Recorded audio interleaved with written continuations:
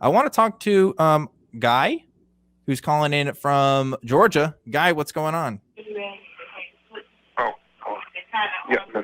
Yes, hello. How are you guys doing? Hey, what's up? Good. We're just hosting Talk Heathen here. Yes. My main concern as a Southern Baptist was growing up and actually getting the promise that I'd see my loved ones and I would, of course, go to heaven. And I think that's one of the main things, of course, that prevents people from becoming agnostic or atheist.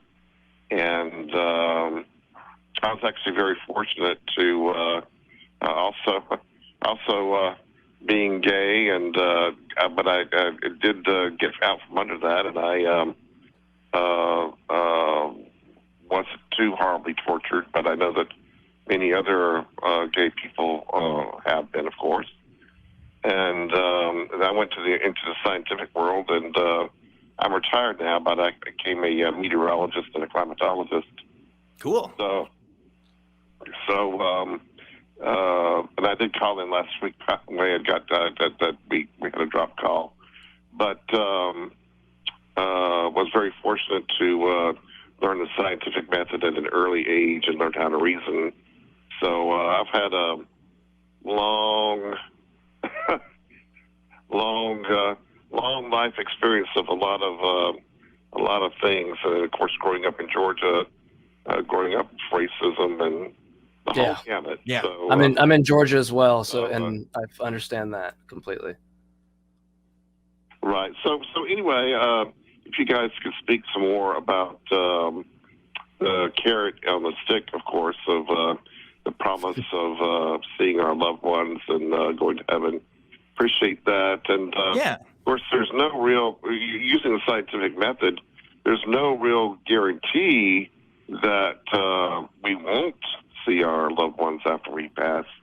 But using that, it's not, well, using reasoning, it's not very likely. And I'll hear what you guys have to say. Well, it's funny because earlier we were talking to a caller who brought up that, it might be more psychologically inconvenient for us to believe in God. But really, I mean, this is kind of the opposite here, where it's going to be more of a convenience to believe in God because of the benefits that it brings to believe, right? Like there's pros and cons. Yeah, well, I'm talking about the pure sheer disappointment of having this talk to you. Yeah. And through your elders, and of course through my dad also, from the pulpit, and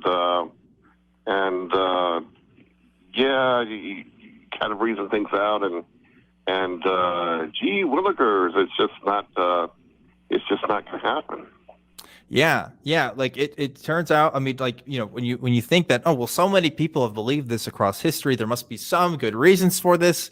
And when you really look at some of the reasons, you just see that it's just not all there. It's about as what you would expect it to be if it was a human invention, right? Which is at best you have personal anecdotes of like near-death experiences.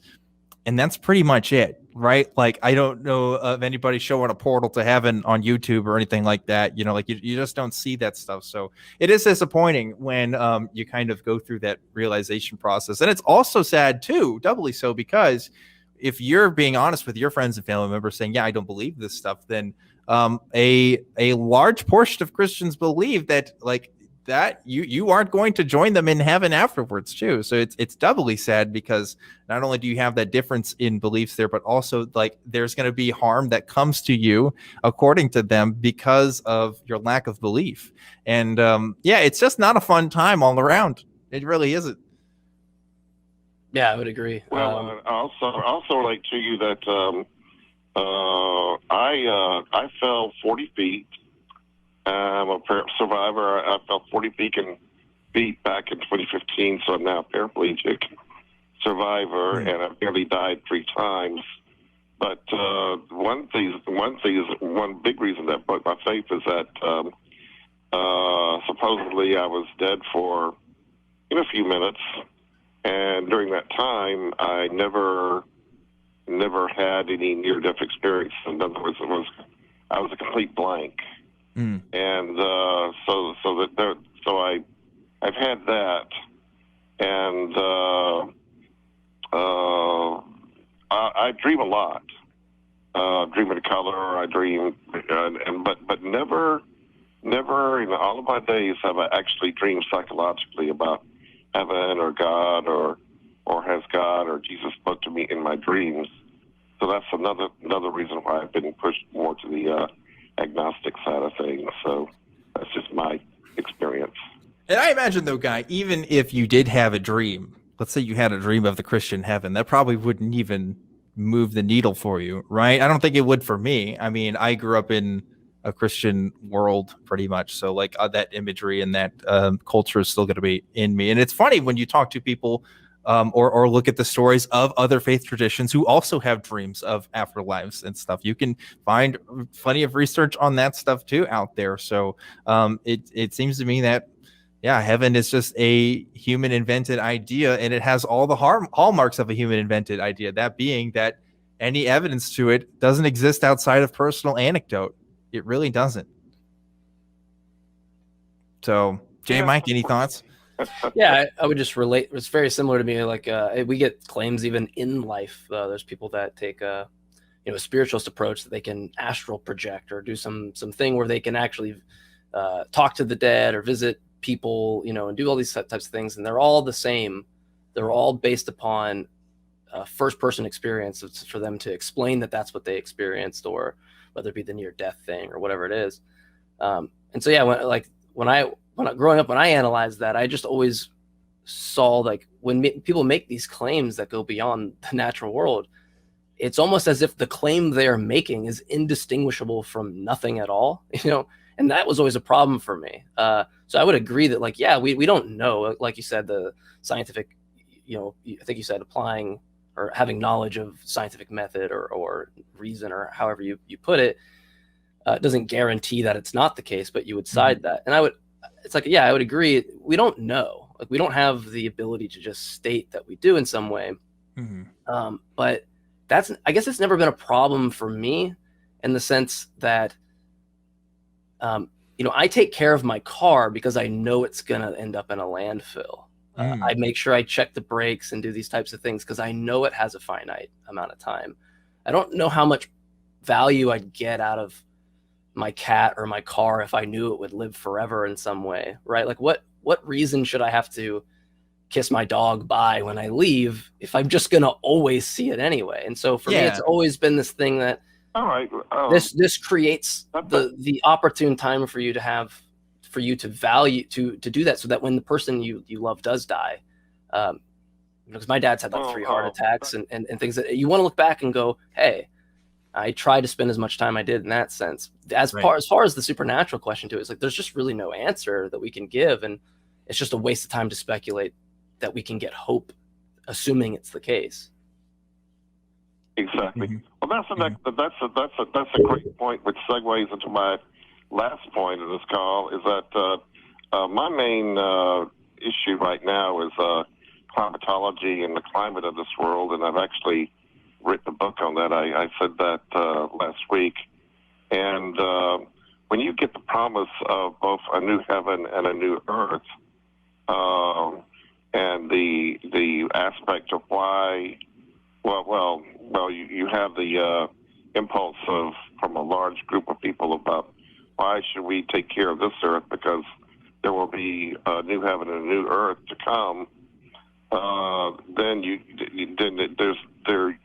see why many people in the Christian world don't really think that we should take care of the climate issue. Yeah, and that's an interesting point. Yeah, it's frustrating because there's definitely industry forces both in oil and agriculture that it's not conspiracy. It's well documented that they've known about it, stuff from climate change all the way back as early as the 70s, as far as the effects of climate change, and have deliberately misconstrued that for public, debate. But another part of that is Christianity. Like Christianity has definitely exacerbated the problems for, when it comes to public opinion about climate change. There's, you could talk to people who have this belief, like you said, that oh, well, it doesn't matter now. This is just temporal, and that we don't have to worry about what's given to us now. Or they'll even say, God gave us stewards over the earth so we can do whatever we want with it. That mindset does go into the average person's ideas of how they should feel about the environment. And that sucks. It really sucks because that makes me very, very angry because that sort of behavior as far as the climate issue goes may have delayed us to the point of no return. And scientifically, I can't say yay or nay to that right now. It's still a big unknown, and that's why climate scientists are debating right now exactly how bad the problem is and how fast it's going to occur. So in science, we're trying to discover exactly how bad it is, and if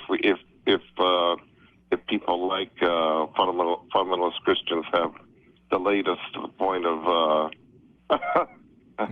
to oblivion. So that makes me pretty angry, but I'm pretty pacifist as far as everything else goes. But that's one thing that really sticks underneath my little burr. It's a bird that sticks underneath my feet, so to speak. Yeah. So that's about it for me. Well, thanks for calling, Guy. Really appreciate it. And great topics there. I agree with you. It bothers me as well when people don't take climate issues that seriously, or they just have a defeatist attitude about it where it's like, well, it's all over now for us anyway, so might as well just do what we want. But it's like when you ignore the fact that we got getting rid of CFCs and being one of the biggest scientific advancements in history. Remember the ozone layer, the thing that we talked about for such a long time? Yeah. It's ridiculous to me that we don't, that huge advancement just goes kind of swept under the rug.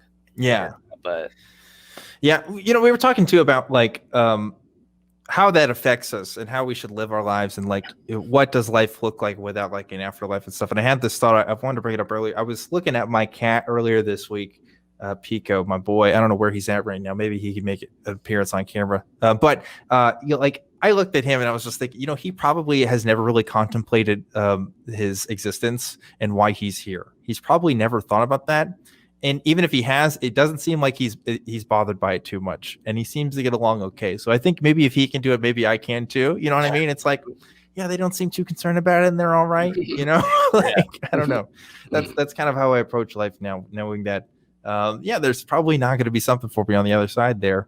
And okay, it's just how it is. But before we move on to our next call here, JMike, we have to shout out the patrons. Yes, our top 5 patrons that help make Talk Heathen the show that it is. The ACA wants to give a special thank you to you guys for donating. And I'm going to shout you guys out now. Those top 5 patrons are, starting from the bottom, number 5, Athena.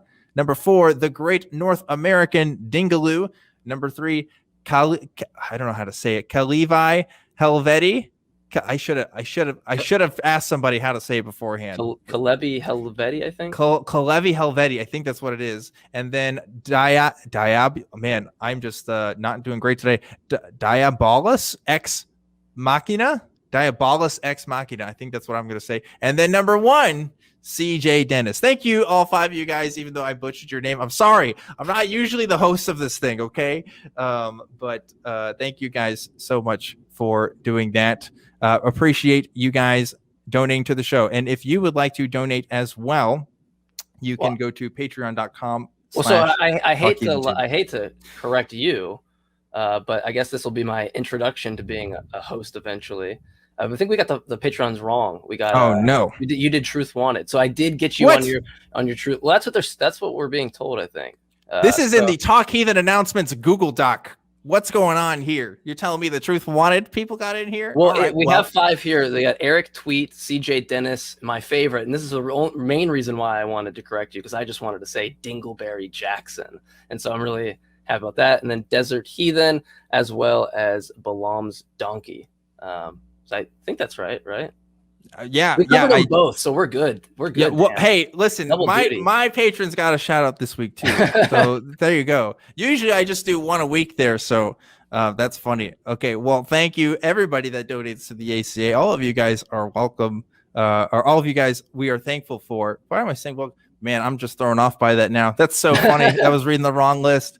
Oh You my got goodness. to talk heathen right every time you said talk heathen. That's which is true. something I That, felt I like started I off would- strong. I Yeah. started off strong, and now it's all downhill from here. Well, it's funny because Um, some of the times you said welcome to talk heathen, I'm like, I'm waiting for him to do it. Say truth one. Yeah. And you haven't. Not yet.